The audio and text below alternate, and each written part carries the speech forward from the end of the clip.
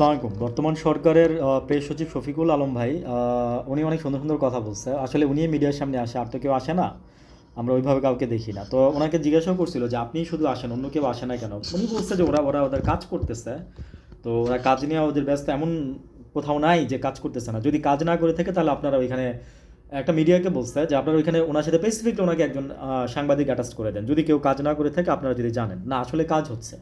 ঠিক আছে, এতদিন অন্তর্বর্তীকালীন সরকার 3 মাস কোনো কাজই করতে পারে না, সেট আপ নিয়েছিল। তারপরে ধরেন ওনারা এখন কাজ করতেছে, ঠিক আছে, এটা সত্যি কথা। তা আমি বলছিলাম যে কিছুদিন আগে, মাস দুয়েক আগে, যে দেশে তো এরকম তেমন কোনো আর গন্ডগোল হবে না। কিন্তু নতুন করে দেখেন একটা গন্ডগোল হচ্ছিল না, কিন্তু তো নতুন করে আবার হাসিনা কি করলো, মানে অনেক কিছু আপনার জারি করলো। হ্যাঁ, সামনে বোধহয় হরতাল আছে, তারপর হচ্ছে আরও জানি যে লিফলেট বিতরণ আছে, তারপর হচ্ছে আরও টুকটাক আরও কিছু কাজ বাজ মানে ওনাদের আছে আর কি। তো টুকটাক কাজ বা কেন বললাম যে আসলে আমার কাছে এগুলো ইম্পর্টেন্ট কোনো মেসেজ না, হ্যাঁ, জাস্ট বলার জন্য একটু বললাম আর কি।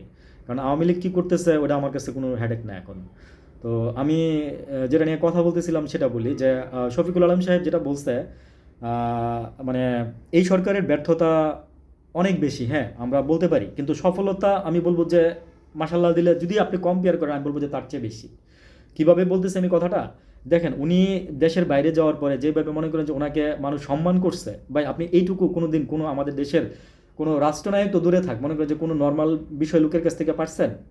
নর্মাল কোনো লোকের কাছ থেকে, কোনো রাষ্ট্রনায়কের কাছ থেকে পান নাই। আমরা মানে ডাক্তার ইউনূসকে পরিচয় করে দিতে হয় না যে বাংলাদেশের প্রেসিডেন্ট অমুক, বাংলাদেশের প্রেসিডেন্ট শেখ হাসিনা, বাংলাদেশের প্রেসিডেন্ট নাম হচ্ছে কি যেন তারেক রহমান, এরকম পরিচয় করে দিতে হয় না, বুঝছেন? ওনাকে জাস্ট বললে হয় যে ডক্টর ইউনুস আমাদের দেশের প্রেসিডেন্ট। এবং উনি সেদিন আপনার এই যে ইংলিশে উনি 47টা মিটিং করছে উনি, হ্যাঁ ইংলিশে বলতে যাচ্ছে আমি এই কারণে যে উনি ইংলিশে একটা স্পিচ দিচ্ছে আপনার কয়টা দেশের, আপনার 120টা কান্ট্রির না 53টা কান্ট্রির, আমার ঠিক মনে নাই। ওইখানে আপনার এই যে ধরেন অনেক অনেক কেউ পররাষ্ট্রমন্ত্রী, কেউ অর্থ সচিব, কেউ এই সেই বিভিন্ন ইউরোপ কান্ট্রি বেশি ছিল আর কি, আমেরিকান ইয়াতে। এই যে কিছুদিন আগে যে জেনেভার কনভেনশনে গেল আর কি, মাত্র কয়েকদিন আগে যে ফিরে আসছে, 4-5 দিন আগে। তো এই হচ্ছে ওনার সুনাম। হ্যাঁ, ওনার সুনাম বললে আসলে সত্যি কথা বলি, মানে ওনার যদি সুনাম বলি তাহলে মানে সুনাম শেষ করা যাবে না। একটা মানুষের সুনাম দুর্নাম দুইটাই থাকবে, আননালে সে মানুষ না।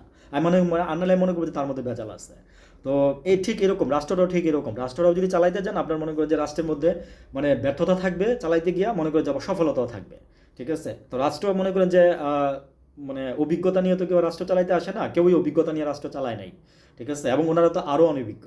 তারপরে আমি বলবো যে যতটুকু ভালো চালাচ্ছে ওনারা অনেক ভালো করতেছে, এবং মানে আশা করি সামনে আরও ভালো করবে আর কি। থ্যাংক ইউ, আসসালামু আলাইকুম।